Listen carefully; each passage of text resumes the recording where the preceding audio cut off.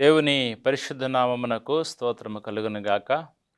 Hope channel చూస్తున్న వీక్షకులందరికీ కూడా హృదయపూర్వకమైన వందనాలు తెలియజేస్తూ ఉన్నాము.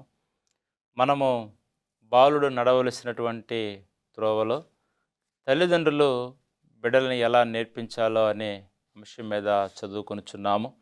ఈరోజు మరి యొక్క అంశాన్ని ధ్యానంలోకి వెళ్ళక మునుపు చిన్న ప్రార్థన చేసుకుందాం. పరిశుద్ధుడా, ప్రేమ నమ్మకం కలిగిన మా తండ్రి, మీకు స్తోత్రములు. ఇదిగో నాయన, బాలుడు నడవలసిన త్రోవ అనే అంశము ద్వారా మేము మీ పరిశుద్ధ లేఖన భాగాలని ధ్యానం చేసుకొనుచుండగా ప్రభువా, మీరు మాతో ఉండండి, మీరు మాట్లాడండి. మీ మాటలు ప్రభా వినగలిగే మనస్సును, గ్రహింపు శక్తిని కలుగు చేయమని, మీ కృపయో, మీ కాపుదల, మీ భద్రతను దయచేయమని నజరుడని యేసు నామమును బట్టి ప్రార్థిస్తూ ఉన్నాము తండ్రి, ఆమేన్. పరిశుద్ధ గ్రంథము నుండి లేఖన భాగాన్ని మనము ధ్యానం చేసుకుంటూ ఉన్నాము. ఈరోజు స్వార్థపరులైన తల్లిదండ్రులు బిడ్డలని పట్టించుకోరు. మనుషుల్లో స్వార్థపరులు ఉంటారు, మరి కుటుంబంలో స్వార్థపరులు ఉంటారు, స్నేహితుల్లో స్వార్థపరులు ఉంటారు, రక్త సంబంధుల్లో స్వార్థపరులు ఉంటారు. అయితే తల్లిదండ్రులలో స్వార్థపరులు ఉన్నారా లేదా అనేది మనము ఈరోజు వాక్యాన్ని ధ్యానం చేసుకునే విధానంలో చదువుకుందాం. ఈ స్వార్థపరులైన తల్లిదండ్రులు వాళ్ళు చేసే మొట్టమొదటి పని ఏంటంటే వాళ్ళ బిడ్డలని పట్టించుకోరు. ఎలాగా వారి పనులకు ఆటంకంగా ఉన్నారని, నిద్రపోనీయకుండా గోల చేస్తూ ఉంటారని, వాళ్ళని టీవీ చూడటం కుదరదని, ఇంకా అనేకమైన కారణాలను బట్టి వీళ్ళు ఏం చేస్తారంటే పిల్లలను బయటికి వెళ్ళి ఆడుకోమని చెప్పడమో, లేదంటే సెల్ ఫోన్ ఇచ్చి గేమ్ ఆడుకోమని చెప్పడమో, యూట్యూబ్ చూడమని పురమాయిస్తూ ఉంటారు. ఫ్రెండ్స్తో కలిసి ఆడుకోమని బయటికి వెళ్ళినటువంటి పిల్లలు ఎప్పుడు వచ్చినా తల్లిదండ్రులకి అభ్యంతరం ఏమీ కూడా ఉండదు. అంటే ఫ్రెండ్స్ ఎలాంటి వారు, వారితో కలిసి ఎలాంటి పనులు చేస్తున్నారన్నది తల్లిదండ్రులకి అనవసరం. ఎందుకంటే వారికి, ఈ స్వార్థపరులైన తల్లిదండ్రులకి ఈ బిడ్డలు ఆటంకంగా ఉంటారు. వారు స్వేచ్ఛ జీవితాన్ని గడపడానికి, వారు స్వేచ్ఛా జీవులుగా జీవించడానికి, వారు సుఖ సంతోషాల కోసం బిడ్డలు కంటారు. కానీ వాళ్ళు ఆ సమయంలో అడ్డుగా ఉంటారని వాళ్ళని వివిధమైనటువంటి విధానాలకి వాళ్ళు అటు వెళ్ళి వాడుకో, ఈ టీవీ చూడు, ఈ ఫోన్ చూడు, లేకపోతే బయటికి వెళ్ళి ఆడుకోమని చెప్తూ ఉంటారు. అయితే ఇలా జరగటం వలన వాళ్ళు ఎక్కడికి వెళ్తున్నారా, వీళ్ళకి ఎలాంటి స్నేహితులు పరిచయం అవుతున్నారన్న ఆలోచన వారు పట్టించుకోరంట. ఇంట్లో గోల లేకుండా ఉంటే చాలు అనుకుంటారు. దేవుని యందు భయభక్తులు లేని పిల్లలతో ఫ్రెండ్షిప్ చేస్తే పిల్లలు కూడా చెడిపోయే ప్రమాదం ఉంది. అందుకనే ఎలీషా ప్రవక్తను అపహాస్యం చేసి శాపానికి గురైంది ఈ భయం లేని పిల్లలే కదా. అలాంటి పిల్లలతో నీ పిల్లలు స్నేహం చేస్తే బాగుపడతారా? అలాంటి ఫ్రెండ్స్తో అలవాటైన పిల్లలు క్రమంగా ఇంటికి దూరమయ్యే అవకాశాలు ఎక్కువగా ఉన్నాయి. కాబట్టి పరిశుద్ధ గ్రంథంలో తప్పినటువంటి కుమారుడి సన్నివేశాన్ని మనం జ్ఞాపకం చేసుకుంటే, ఈ కుమారుడి దగ్గర ఆస్తిని తీసుకెళ్లి దుర్వ్యాపారం చేసి పాడు చేసుకున్నవాడు తన ఇంటి నుండి దూరం అయిపోవటానికి కారణం ఎవరంటే చెడ్డ స్నేహితులు. కాబట్టి ఈ చెడ్డ స్నేహితులను పట్టించుకోకపోతే నువ్వు ఇంట్లో నుంచి బయటికి వెళ్ళిందని అనుకుంటూ ఉన్నావు. కానీ చెడ్డ స్నేహితుల యొక్క మాటల వలన, సహవాసం వలన వీరు కూడా పాడైపోయే ప్రమాదం ఉంది. కాబట్టి ఈ స్వార్థపరులైన తల్లిదండ్రులకి దేవుడు చెప్తున్నాడు, ఇక నుంచైనా నీ బిడ్డలను నువ్వు పట్టించుకో, ఇక నుంచైనా నీ బిడ్డల విషయంలో బాధ్యత తీసుకో. నువ్వు కన్నావు, వారిని ఏదో రకంగా పెంచి పోషిస్తున్నావు కదా, వారి బాధ్యతల విషయంలో ఎందుకు నీ బాధ్యత లేని విధానంలో గడుపుతున్నావు? అందుకని ఈ తప్పైన కుమారుడు దుర్వ్యాపారం చేసి చెడ్డ స్నేహితుల కారణం కలిగి ఉన్నాడు. కాబట్టి మీ పిల్లలు మీరు భరించలేకపోవటానికి కారణం ఏంటంటే మీరే. ఎందుకంటే మీ పెంపకం వల్లనే అల్లరి చిల్లరగా తయారయ్యేది. చాలామంది తల్లిదండ్రులు వారి సమస్యలను బట్టి పిల్లలని కసురుకుంటారు. భార్య వలనో, భర్త వలనో, ఉద్యోగం ఒత్తిడి వలనో, వ్యాపారంలో చికాకు వలనో మీ మనసు బాగలేకపోతే దాని పర్యవసానం మీ పిల్లల మీద పడకూడదు, కానీ పడుతుంది. కొన్ని సందర్భాలలో కోపం వచ్చినా, భార్య మీద భర్త కోపం వచ్చినా, భర్త మీద భార్య కోపం వచ్చినా, ఇంట్లో వాళ్ళు కోపం వచ్చినా, అత్తాకోడలు కోపం వచ్చినా, ఇంట్లో ఇంకా ఉన్నటువంటి వారి కోపం వచ్చినా పిల్లలని పెద్ద పెద్ద దెబ్బలు కొడతారు, పెద్ద పెద్దగా తిడతారు. అంటే వీరు ఆవేశాన్ని వీరి మీద చూపించుకుంటారు. ఎందుకంటే ఇక్కడ నీవు మీ పిల్లల సమస్యలకు, మీ సమస్యలకు పిల్లల కారణం కాదు కదా. ప్రతి ఒక్కరికి సమస్యలు ఉంటాయి. సమస్యలు లేని వారెవరు? సమస్యలు పరిష్కరించుకోవాలి. మీ సమస్యలకు మీ పిల్లలు పరిష్కారం కానప్పుడు పుట్టిన నుండి కనీసం 3 సంవత్సరాల వరకు వచ్చే వరకైనా నీ పిల్లలను అనుక్షణం పర్యవేక్షిస్తూ ఎలా కనిపెట్టుకుని ఉంటారో అలాగనే కనీసం 10 సంవత్సరాలైనా వాళ్ళని కనిపెట్టుకొని ఉండండి. వాళ్ళు బాగోగులు చూడుస్తున్నారు, వాళ్ళు ఎక్కడికి వెళ్తున్నారు, ఏం చేస్తున్నారన్న విషయము మీకు తెలుసుకోవాలి. అందుకని మీ సమస్య, ఎందుకంటే మీరు వారికి ఊహ తెలిసినప్పటి నుంచి ప్రతిదీ ఆకలింపు చేసుకుంటారు కాబట్టి, అందుకని మీ సమస్యల ప్రభావం వారి హృదయం మీద పడకుండా ఉంటే వారి తల్లిదండ్రులు హత్తుకొని ఉంటారు. వాళ్ళు మీ దగ్గరే ఉంటారు, మిమ్మల్ని హత్తుకొని ఉంటారు. చీటికి మాటికి పిల్లలను తిడుతూ కసురుకుంటూ ఉంటే వాళ్ళు అనుకుంటారు, నాకు ఇక్కడ ఇంటి దగ్గర మా అమ్మ దగ్గర నాకు సంతోషం లేదు, మా అమ్మ నన్ను కసురుకుంటుంది, మా నాన్న నన్ను కసురుకుంటున్నారు, కాబట్టి వీళ్ళు ఎక్కడ జత కడతారంట, ఎవరైతే స్నేహితులు ఉన్నారో వాళ్ళతో కలిసి వీళ్ళు ఎక్కువ ప్రయాణం చేయడానికి ఇష్టపడతారంట. నీకున్న సమస్యల కారణంగా, అంటే వీళ్ళెవరో ఈ స్వార్థపరులైన తల్లిదండ్రుల బిడ్డలను పట్టించుకోరు. నీ యొక్క సమస్యల వలన నువ్వు బిడ్డలను పట్టించుకోకపోవటం బట్టి, నీ బిడ్డలను కసురుకోవటం, తిట్టుకోవటం బట్టి ఎవరి దగ్గరికి వెళ్తారంట? స్నేహితుల దగ్గరకు ఉండాలనుకుంటారంట. స్నేహితులందరూ మంచివారు కాకపోవచ్చు. కొంతమంది, ఎక్కువ మంది స్నేహితులు ఉంటే అంత త్వరగా చెడిపోయే అవకాశం ఉంది. అందరూ మంచి స్నేహితులే ఉంటారా? చెడ్డ స్నేహితులు కూడా ఉంటారు. అందరూ మంచి పిల్లలే ఉంటారా? చెడ్డ పిల్లలు కూడా ఉంటారు. ఎందుకంటే స్వాభావికంగా వారిలో మూఢత్వం అనేది పుడుతుంది. మూఢులు అంటే మాట విన తత్వం అనేది స్వాభావికంగా వారి మనసులో పుడుతుంది. కాబట్టి అలాంటి విధానాలు బిడ్డలను ఎలాగ నువ్వు వదిలిపెడతావు? స్వార్థపరులుగా నీవు జీవించకూడదు. ఎందుకంటే ఎంతమంది మీ ప్రవర్తన వలన మీ బిడ్డల స్నేహితుల వైపు మళ్ళుకోకుండా చూసుకోవాల్సిన బాధ్యత మీదే. అందుకని మీ పిల్లలు ఎంత ఎక్కువగా స్నేహితుల వైపు ఆకర్షితులవుతుంటే అంత త్వరగా మీ నుండి దూరం అయిపోతారని గుర్తుంచుకోవాలి. చీటికి మాటికి స్నేహితుల దగ్గరికి వెళ్ళిపోతున్నారు.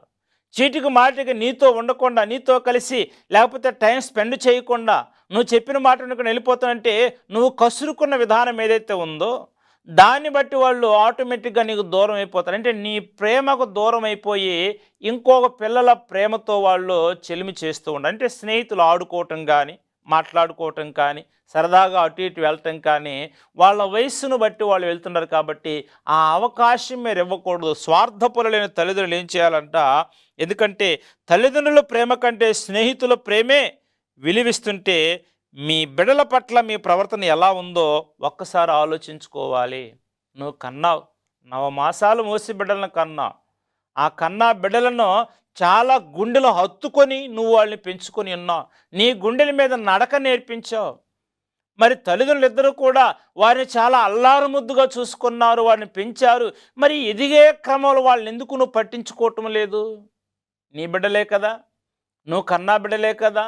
అంత స్వార్థంగా నీకు నీవే ఆలోచన చేసుకొని వాళ్ళని వదిలిపెట్టడం ఏంటి? అందుకనే సమాజంలో బిడ్డలు కొందరు దారి తప్పిపోవటానికి కారణం ఏంటంటే స్వార్థపరులైన తల్లిదండ్రులు. నీకు ఎన్నైనా పనులు ఉండొచ్చు, కాబట్టి ఇక్కడ నీవు నీ బిడ్డలు మీతోనే ఉండొచ్చేమో, కానీ వారు మనస్సు మాత్రం మీతో ఉండదంట. మీరు మీ బిడ్డలను దేవునిందులో భయభక్తులతో పెంచకపోవటం చాలా అనర్థాలకు దారి తీస్తుంది. సిలువ మోస్తున్న యేసు ప్రభువారు కూడా అంటూ ఉన్నాడు, యెరూషలేము కుమార్తెలారా, నా కోసం ఏడవద్దు, మీరు మీకోసం మీ పిల్లల కోసం ఏడవండి అని దేవుడు చెప్తున్నాడు. ఎందుకంటే ఈ పలికిన మాట అంతర్యాన్ని జ్ఞాపకం చేసుకోవాలి.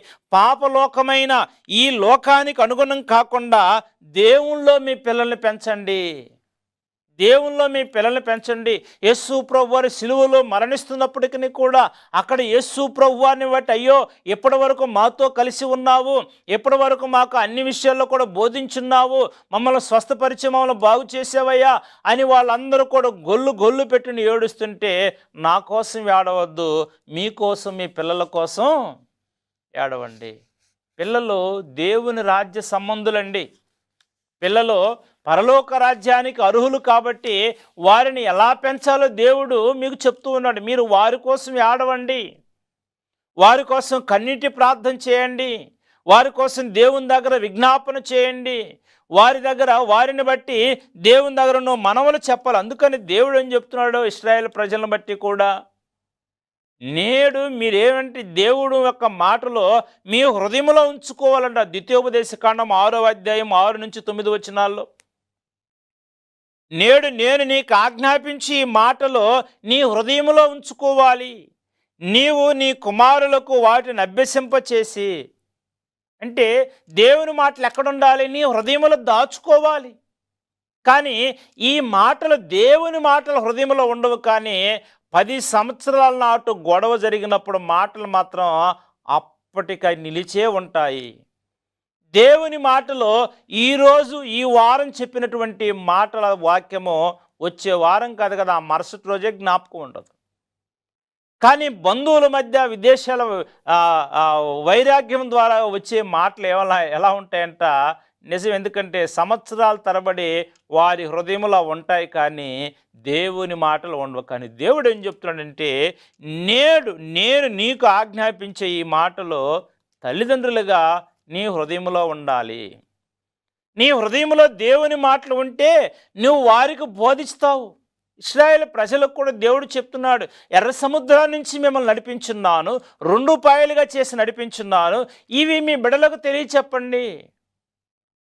యోర్దాను నదిని కూడా దేవుడు 2 పాయలుగా చీల్చి వారిని 6 నెలలు నడిపించున్నాడు, ఇవి మీ బిడ్డలకు చెప్పండి. దేవుని అద్భుత ఆశ్చర్య కార్యాలు మీ బిడ్డలు, మీ కుమారులు, మీ కుమార్తెలు నీతో కూర్చున్నప్పుడు, నీతో నడుచున్నప్పుడు, నీతో పండుకున్నప్పుడు, నీ లేచేటప్పుడు వారికి వాటిని గురించి చెప్పాలి. స్వార్థపరులైన తల్లిదండ్రులు అసలు బిడ్డ బాగోగుల గురించే పట్టించుకోకపోతే దేవుని విషయాలు నువ్వు ఎక్కడ చెప్పగలుగుతావు? కాబట్టి బిడ్డలను విడిచిపెట్టవద్దు. బిడ్డలకి పరిపూర్ణమైనటువంటి వాక్యాన్ని నేర్పించాలి. ఎందుకంటే దేవుని మాటలనగా వాక్యము ముందుగా తల్లిదండ్రుల హృదయంలో ఉండాలి, ఆ తర్వాత వాటిని బిడ్డలకు చేయాలి. అందుకని తల్లిదండ్రుల హృదయంలో వాక్యం లేకపోతే వారి పిల్లలకు ఏమీ కూడా నేర్పలేరు. నీ దగ్గర వాక్యం లేకపోతే నువ్వేమి నేర్పుతావు? అందుకని నువ్వు ఎవరికి ప్రాధాన్యత, ఎంతమంది క్రైస్తవులు బిడ్డలకే దేని విషయంలో ప్రాధాన్యత ఇస్తూ ఉన్నారు? బిడ్డల విషయం దేనికి కేవలం చర్చి తీసుకెళ్ళేటప్పుడు తప్ప మిగతా సమయాల్లో బైబిల్ ఎక్కడుందో కూడా తెలియదు. మందిరానికి వెళ్ళేటప్పుడు బైబిల్ చూసుకుంటారు, ఆ తర్వాత ఎక్కడుందో కూడా తెలియదు, మరలా వారానికి మరలా వెతుక్కుంటూ ఉంటారు. కానీ సెల్ ఫోన్లో అంతగా బిజీ అయిపోతున్నారు. తల్లిదండ్రులు బిడ్డలకు దేవుని మాటలు నేర్పించేంత సమయము ఇవ్వగలరా? దినములో చెడ్డవి, కాలము సమీపముగా ఉంది. కుటుంబాలతో దేవుణ్ణి ఆరాధించాలి, కుటుంబాలతో దేవుని దగ్గరికి వెళ్ళాలి. కుటుంబాలు దేవునికి చాలా ప్రాముఖ్యము. ఆ కుటుంబాలు విచ్ఛిన్నమైపోతే పరలోక రాజ్యం నీ కొరకేగా సిద్ధపరిచింది దేవుడు, నీ కుటుంబం కోసమేగా సిద్ధపరిచింది దేవుడు. కాబట్టి ఈ యొక్క విధానముల అగ్రస్థానం ఎవరికి ఇస్తున్నావు? కన్నబిడ్డలకు సైతం నీ హృదయంలో స్థానం లేనంతగా సెల్ ఫోన్ ఆక్రమించేసుకుంది. నీ జీవితంలో నీ కుటుంబాల అగ్రస్థానం ఉండాల్సిన దేవుడు కనుచూపు మేరల్లో కూడా నీకు కనబడట్లేదు. నీ హృదయంలో అగ్రస్థానంలో ఉండవలసిన దేవుడు కనుచూపు మేరలో కనబడట్లేదు. నోవహు జలప్రళయానికి ముందు మారు మనస్సు పొందనని 120 సంవత్సరాలు బోధించాడు. సువార్త ప్రకటించబడింది, అయినా వారు మారలేదు కాబట్టి నశించిపోయారు. ఇప్పుడు కూడా ప్రతి ఒక్కరికి కూడా సువార్త బోధించబడుతుంది. కానీ నోవహు అంతమంది ప్రజలు, అన్ని లక్షల మంది ప్రజలు, వారు విన్నా వినకపోయినా విన్నట్టు నటించి మరలా దూరం అయిపోయినా నోవహు మాత్రం తన కుటుంబాన్ని కాపాడుకున్నాడు. తన కుమారులను, తన కోడలను దైవికమైన భయములో వారిని పెంచుకున్నాడు. మంచి విధానములో వారిని నడిపించుకున్నాడు. అందరు జలపులు నశించిపోయినా తన కుటుంబం మాత్రం ఓడలో క్షేమంగా సురక్షితంగా ఉంది. కారణం ఏంటి? దేవుని యందలి భయభక్తులతో తన కుటుంబాన్ని వారు పెంచుకున్నారు, పోషించుకున్నారు. దేవుని వాక్యం చేత నింపబడి ఉన్నారు. కాబట్టి ప్రియమైన దేవుని బిడ్డలారా, క్రైస్తవులే, ఎందుకని ఇప్పుడు కూడా ప్రతి ఒక్కరి కూడా సువార్త ప్రకటించబడుతుంది. క్రైస్తవులే మారినప్పుడు ఇంకా అన్యులే మారుతారు. కాబట్టి దేవుని యొక్క విధానములో గుర్తించాలి. దేవుని యొక్క విధానములో గుర్తించాలి. దేవుని బిడ్డలుగా నీ ఉన్నప్పుడు, దేవుని రాజ్య సంబంధులుగా నీ ఉన్నప్పుడు, దేవుని విశ్వసించిన వ్యక్తిగా నీ ఉన్నప్పుడు, యేసు ప్రభువారిని ఆరాధిస్తున్న నీవు, దేవుని స్వరక్షకునిగా అంగీకరించిన నీ కుటుంబం ఏదైతే ఉందో, నీ బిడ్డలని స్వార్థపరులైన తల్లిదండ్రులుగా నువ్వు పట్టించుకోకుండా ఉండొద్దండి. తల్లిదండ్రులారా, దేవుడు మీకే చెప్తూ ఉన్నాడు, బాలుడిగా ఉన్నప్పుడు వారు నడవలసిన త్రోవను వాళ్ళకు నేర్పించాలి. అది నీ బాధ్యత. దేవుడు నీకెందుకు ఆయుష్ ఆరోగ్యాన్ని పెంచుతున్నాడు?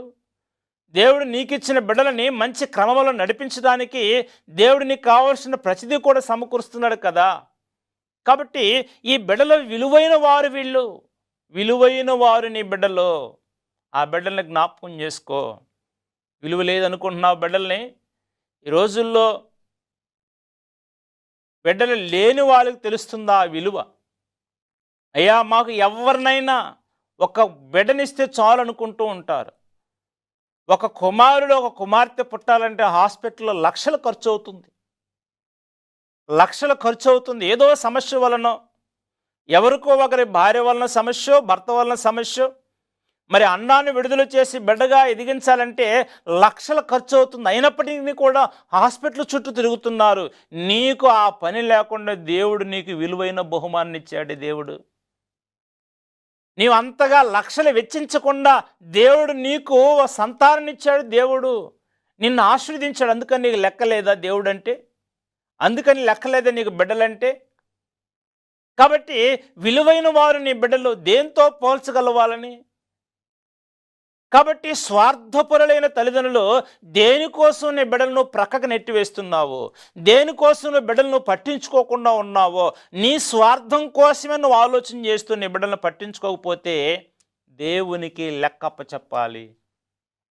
దేవునికి లెక్కప్ప చెప్పాలి. అందుకని దేవుని యొక్క కఠినమైన తీర్పు పొందుతాం. కాబట్టి మనము దేవుని యొక్క విధానములో నశించిపోకుండా ఉండాలంటే ప్రభు యొక్క విధానములో మనం ఉండాలి.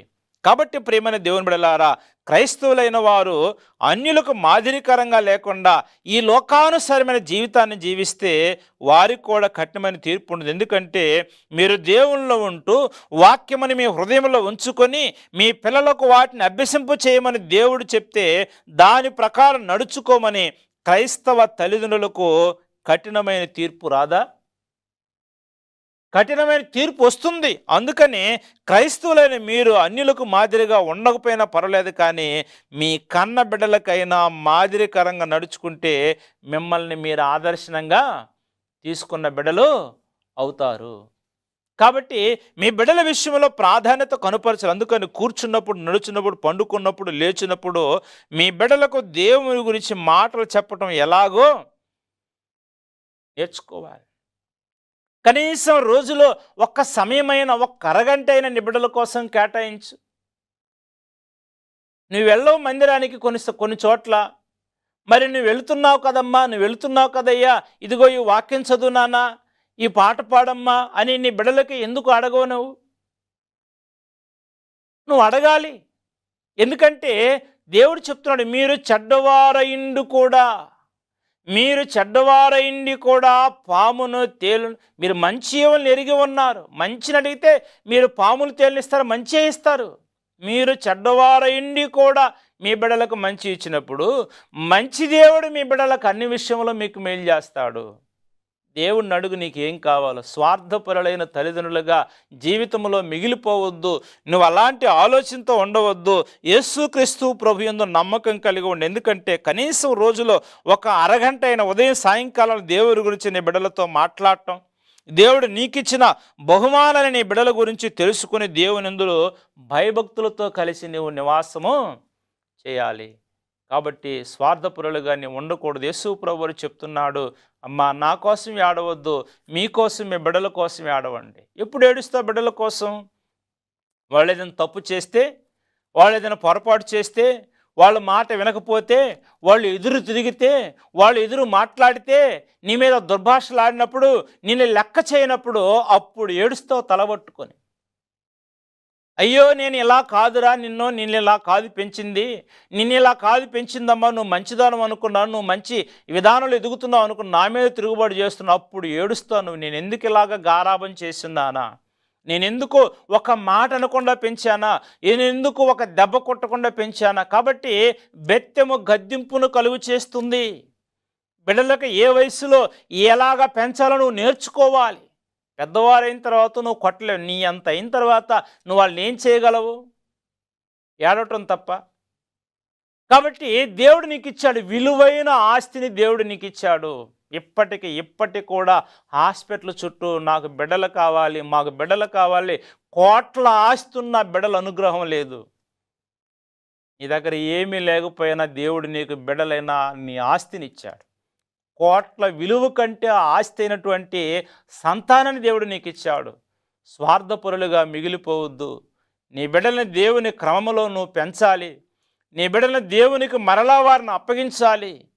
నీ బిడ్డలను పరలోక రాజ్యంలో చేరగలిగే ఆ మార్గం వాళ్ళకు ఉంది. వారి మార్గం చెరిపేసుకోకుండా నువ్వు దేవుని యందు విశ్వాసం నమ్మకం కలిగి వాక్య విధానంలో వారిని పెంచవలసిన బాధ్యత నీకుంది. కాబట్టి అందుకని మీకున్న సమస్యల వలన, మీకున్న ఇబ్బందుల వలన నువ్వు నీ బిడ్డలను పట్టించుకోకుండా ఉండొద్దు. అటు వెళ్ళి ఆడుకో, ఈ ఫోన్ చూసుకో, ఈ టీవీ చూసుకో అని, లేకపోతే ఇంకొక చోటుకి వెళ్ళి ఆడుకోమని చెప్పదు. ఎందుకంటే నీ దగ్గర ప్రేమ దొరకకపోతే వాళ్ళు ఇంకో స్నేహితుల దగ్గర ఆ ఆటలాడుకొని ప్రేమను పొందుకుంటారు. నీ దగ్గర ఆప్యాయత దొరకకపోతే ఇంకొక చోటికి వెళ్ళిపోతారు. కాబట్టి ఆ స్థితి నువ్వు తెచ్చుకోకుండా ఉండాలంటే నీ బిడ్డలని మంచి మార్గంలో పెంచుకోవాలి. నీ బిడ్డలకు, నీ కుమారులకు, నీ బిడ్డలకు వాటిని దేవుని మాటలు అభ్యసింప చేయాలని దేవుడు మీకు తెలియచేస్తున్నాడు. యేసుక్రీస్తు ప్రభువును నమ్మకం, విశ్వాసము కలిగి ప్రభువును వెంబడించు, ఆయన ఆరాధించు. అన్ని విషయంలో దేవుడు నీకు మేలును సహాయమును దయచేస్తాడు. దేవుడి మాటలు దీవించి ఆశీర్వదించబడును గాక. ఆమేన్. ప్రార్థన చేసుకుందాం. పరిశుద్ధుడా, ప్రేమ నమ్మకం కలిగిన మా తండ్రి, మీకు స్తోత్రములు. ఈ భూమి మీదనైనా తల్లిదండ్రులుగా ఉన్నవారు మంచివారు, కానీ స్వార్థపరులుగా బిడ్డలను పట్టించుకునే తల్లిదండ్రులు ఎవరైతే ఉన్నారో ప్రభువా, వారు ఇక నుంచి నాయనా వారి స్వార్థాన్ని విడిచిపెట్టి వారి బిడ్డల కోసం ఎంతైతే చేస్తున్నారో అంతకు రెట్టింపు విధానంలో ప్రభువా వారిని నాయనా మంచి క్రమమైన విధానంలో పెంచుకునే